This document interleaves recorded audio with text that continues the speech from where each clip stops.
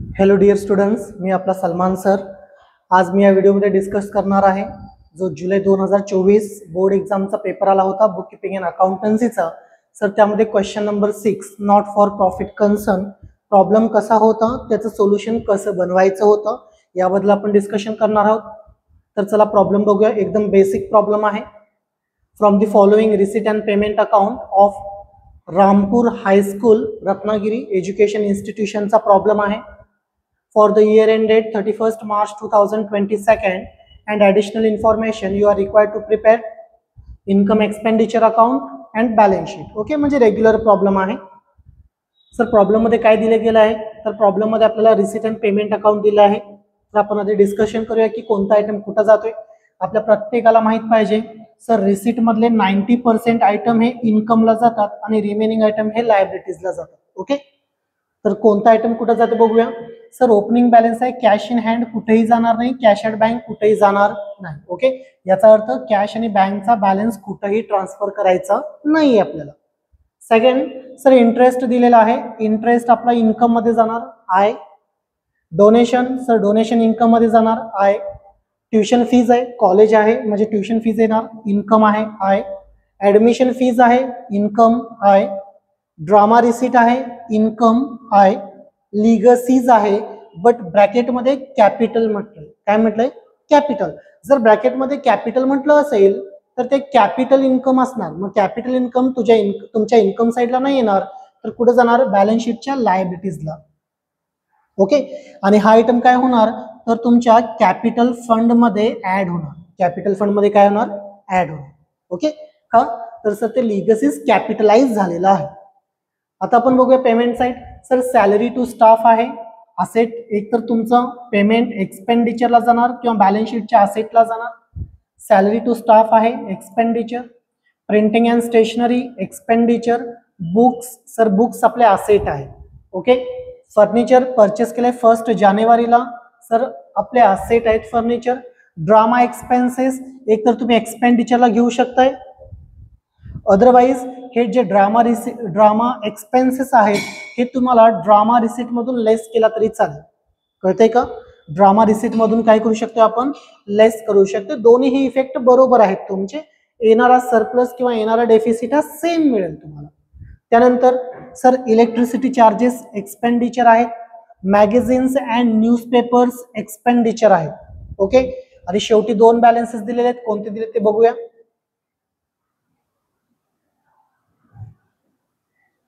Sir balances जे दिलेले आहेत, एक तर कॅश आहे. सर कॅश ओपनिंग बॅलन्स कुठेही जात नाही, बट क्लोजिंग बॅलन्स जाणार. कॅश असेट आहे, बँक पण आपले असेट आहे. Simple logic. एवढं जरी ट्रान्सफर केला तर तुम्हाला 6, 7, 8 मार्क पर्यंत इझिली मिळू शकतात. चला ऍडजस्टमेंट मध्ये जाऊया. बुक्स आहेत 18 लाख रुपीज. कधीचा आहे? 1 एप्रिल. सर ओपनिंग बॅलन्स दिलेला आहे. 31 मार्च क्लोजिंग बॅलन्स दिलेला आहे. ओके, म्हणजे करंट इयरच्या बॅलन्स शीट मध्ये 17,76,000 बुक्स दिसले पाहिजेत. ओपनिंग बॅलन्स किती रुपयाचा होता? 18 लाख रुपयाचा होता. मगाशी स्टेटमेंट मध्ये बघितलं आपण, पेमेंट मध्ये books purchase during the year दिलेला आहे. ओके, म्हणजे ऍडजस्टमेंट आहे. इथं जे बुक्स परचेस केलेले आहेत पेमेंट मध्ये त्यामध्ये आपण ऍड करणार, मग त्यातून डेप्रिसिएशन लेस होणार, मग तुम्हाला हा क्लोजिंग बॅलन्स भेटणार. ओके, हे आपण बघायचंय. Same sir furniture opening balance 6,52,000. पुन्हा मगाशी बघितलं आपण पेमेंट मध्ये पुन्हा फर्निचर परचेस केलेले आहेत ते ऍड करणार, मग काहीतरी बॅलन्स लेस करणार आणि क्लोजिंग बॅलन्स तुमच्या बॅलन्स शीट मध्ये 6 लाख रुपये दिसला पाहिजे. 6 lakh rupees. Sir building fund दिलेला आहे, लायबिलिटीज आहेत. सर कॅपिटल फंड लायबिलिटीज आहे. ओके, आणि कॅपिटल फंड वर लिगसीज आपण इथे ऍड करणार. स्टार करून घेतोय आपण. Adjustment number 2, 60% donations used for building fund. Sir building fund साठी यूज झालेले आहेत 60% डोनेशन. सर डोनेशन इन्कम मध्ये गेलं होतं, त्यातून 60% जे आहे ते लेस करावं लागेल, डोनेशन मधून लेस करावं लागेल आणि या बिल्डिंग फंडला आपल्याला ऍड करावं लागेल. बिल्डिंग फंड मध्ये काय करावं लागेल? ऍड. ओके, डोनेशन मधून लेस करायचं 60% आणि तीच अमाऊंट बिल्डिंग फंड मध्ये ऍड करायची. Sir adjustment number last, outstanding staff salary 1,40,000 staff salary मध्ये ऍड होणार आणि बॅलन्स शीटच्या पुढे जाणार लायबिलिटीजला. तर अशा पद्धतीने एकदम सिंपल प्रॉब्लेम दिलेला होता. तर चला आता आपण हा प्रॉब्लेम सॉल्व्ह करूया विदिन 5 मिनिट्स. ओके, 5 ते 7 मिनिटं लागतील हा प्रॉब्लेम सॉल्व्ह होण्यासाठी. किती इझी प्रॉब्लेम होता बघा.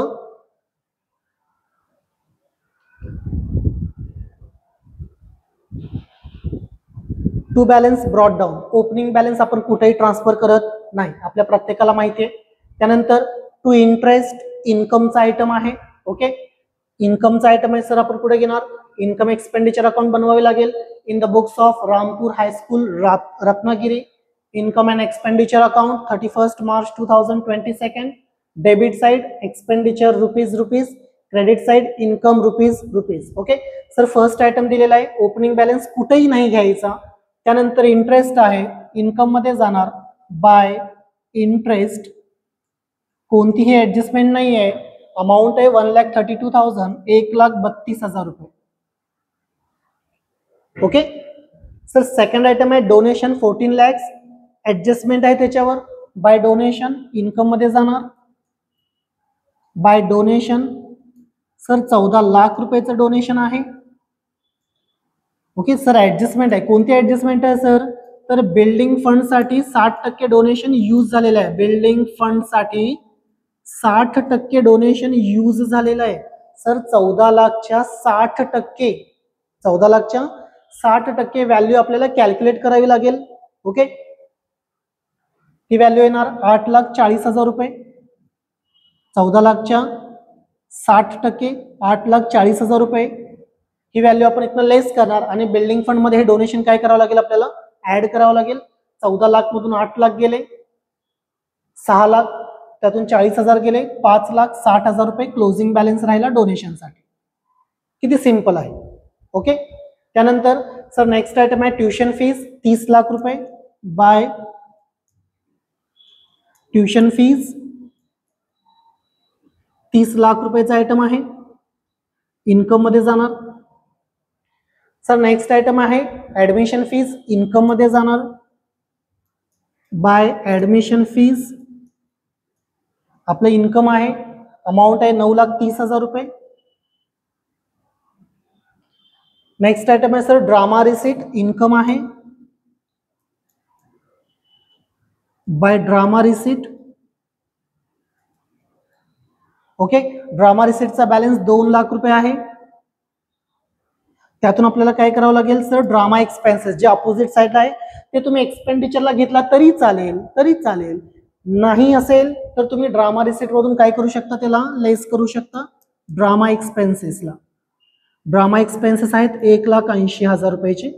ओके, याचा अर्थ क्लोजिंग बॅलन्स आलेला आहे 20,000 रुपये, 20,000. त्यानंतर सर नेक्स्ट आहे लिगसीज, आणि लिगसीज हे कॅपिटलाइज झालेलं आहे, कारण ब्रॅकेटमध्ये कॅपिटल म्हणतात. याचा अर्थ सर कॅपिटल फंड मध्ये तुम्हाला ऍड करावं लागेल. कॅपिटल फंड कुठे जाणार तर लायबिलिटीज मध्ये, कॅपिटल फंड. ओके, या कॅपिटल फंड मध्ये तुम्हाला ऍड करावं लागेल लिगसीज. लिगसीज याच्यामध्ये ऍड करावं लागेल 1,20,000 रुपयाचं लिगसी दिलेलं आहे. ओके, याच्या खाली 1-2 लाईन अजून सोडतो मी. सरप्लस आला तर ऍड करावं लागेल, डेफिसिट आला तर लेस करावं लागेल. चला आपण जाऊया आता पेमेंट साइडला. सर पेमेंट एक्सपेंडिचरला जाणार किंवा असेटला जाणार. फर्स्ट आहे सॅलरी टू स्टाफ, आणि त्याच्यावर ऍडजस्टमेंट आहे आउटस्टँडिंगची. एक्सपेंडिचरला to salary to staff. Okay, amount आहे 47,10,000, 47,10,000 रुपये. ऍडजस्टमेंट आहे आउटस्टँडिंगची, मगाशी आपण डिस्कशन केलेलं होतं. आउटस्टँडिंग स्टाफ सॅलरी 1,40,000 रुपये.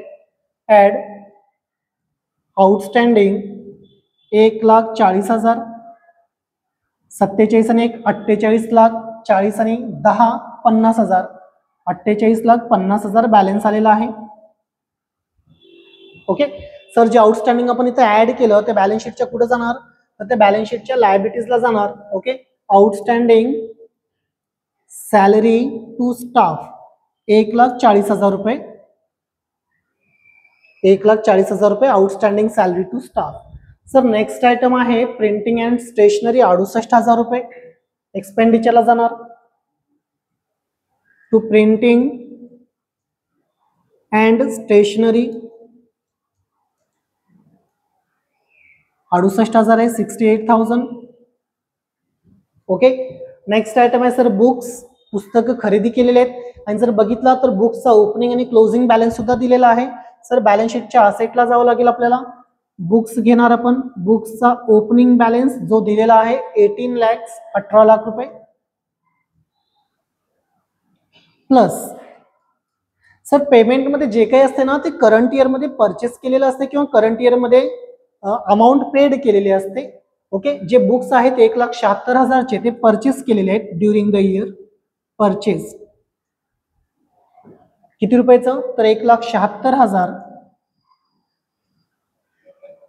टोटल झाले 18 आणि 1 19,76,000 रुपये. सर याचा अर्थ काय झाला की 18 लाखचे माझ्याकडे बुक्स होते, मी करंट इयरमध्ये 1,76,000 बुक्स परचेस केले. आता माझ्याकडे 19,76,000 बुक्स पाहिजेत, पण तसं नाही आहे. कारण किती रुपयाची शिल्लक आहेत 17,76,000 शिल्लक आहेत. म्हणजे क्लोजिंग बॅलन्स आहे 17,76,000 रुपये. 17,76,000. ओके. मग सर 1976 1776 झाले, मग 2 लाख रुपये गेले तरी कुठे, तर हे 2 लाख रुपये मित्रांनो डेप्रिसिएशन असेल. हे 2 लाखचं काय असणार आहे डेप्रिसिएशन.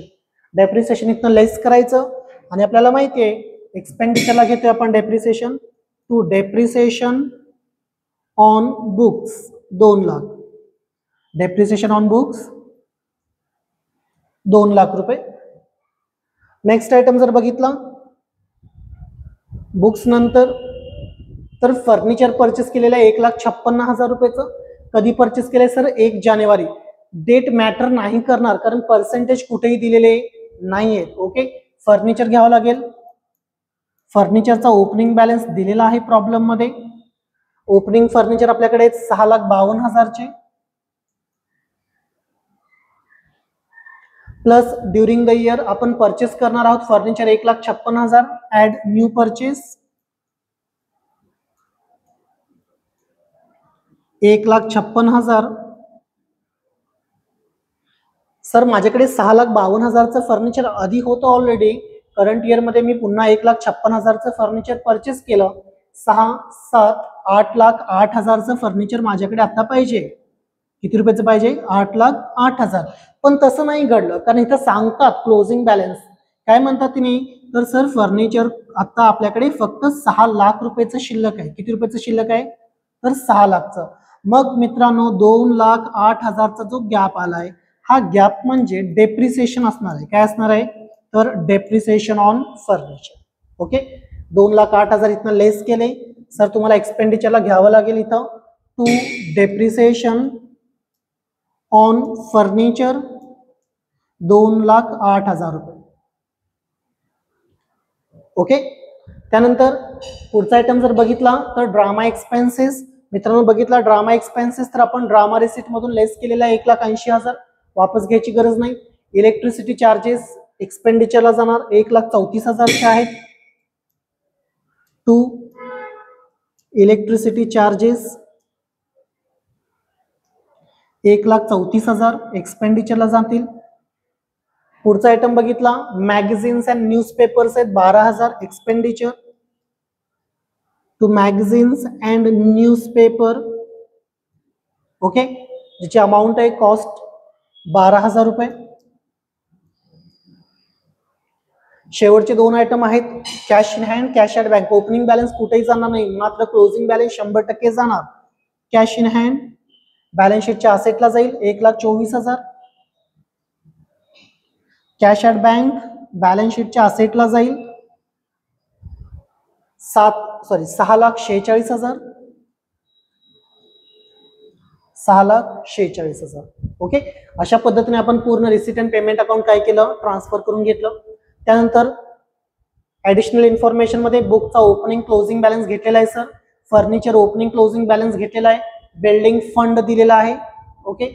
16,54,000 आपल्याला लायबिलिटीज मध्ये घ्यावं लागेल इथं. बिल्डिंग फंड 16,54,000 रुपये. आणि तुम्हाला माहित पाहिजे एक ऍडजस्टमेंट आहे कोणती, तर डोनेशन बिल्डिंग फंडशी रिलेटेड होतं 60%. जे डोनेशन मधून आपण लेस केलंय ते इथं डोनेशन आपण काय करणार ऍड करणार. डोनेशन. सर किती आपण ऍड करणार इथं, तर जे काही डोनेशन मधून लेस केलंय, किती लेस केलाय, 8,40,000 रुपये. ते 8,40,000 आपल्याला इथे ऍड करावे लागतील, 8,40,000. ओके, टोटल झाली 16 आणि 8 24, 24,94,000. म्हणजे आता आपल्याकडे 24,94,000 रुपयाचा बिल्डिंग फंड आहे. शेवटचा आयटम दिलाय कॅपिटल फंड 12,22,000 रुपये. इथे दिलेला आहे पण 12,22,000 रुपयाचा कॅपिटल फंड आहे. Okay, adjustment number 1, 60% donation capital building फंडशी रिलेटेड आहे. बिल्डिंग फंड मध्ये ऍड केलं, डोनेशन मधून लेस केलं 60%. आउटस्टँडिंग स्टाफ सॅलरी ऍड केलं आणि लायबिलिटीज मध्ये घेतलेलं आहे. ओके, अशा पद्धतीने पूर्ण प्रॉब्लेम आपण काय केलेला आहे, तर ट्रान्सफर करून घेतलेला आहे. तर आता आपल्याला बघावं लागेल की टोटल कोणत्या साईडची जास्त आहे. ओके, आपल्याला माहित पाहिजे जर आपल्या इन्कम साईडची टोटल जास्त असेल तर आपल्याला प्रॉफिट होतोय, ज्याला आपण इथं सरप्लस म्हणतोय. एक्सपेंडिचर साईड ज्यादा असेल तर आपल्याला लॉस होतोय, ज्या लॉसला आपण एक्सपेंडिचर, ज्या लॉसला आपण डेफिसिट म्हणतोय, त्या लॉसला आपण काय म्हणतोय, डेफिसिट म्हणतोय. ओके, ह्या बेसिक कन्सेप्ट आहेत जे आपल्याला म्हणजे शॉर्ट माहीतच पाहिजेत. तर आपण बघूया एकदा टोटल किती होणार आहे.